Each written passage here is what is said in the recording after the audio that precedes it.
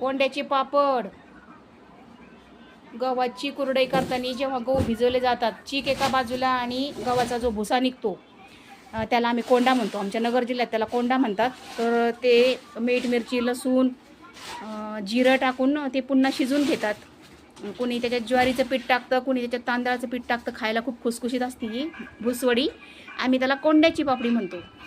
आणि इकडे आहे एकदम फ्रेश फ्रेश गावठी कैरीचं लोणचं आणि जबरदस्त प्रतिसाद आहे यावर्षी. आणि इकडे आहे मसाला लोणचं.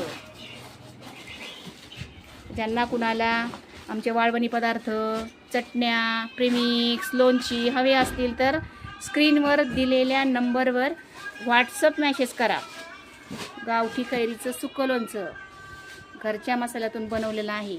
आपल्या कुठल्याही पदार्थांमध्ये कुठलंही केमिकल आपण वापरत नाही. अगदी घरच्या चवीचे पदार्थ आहेत.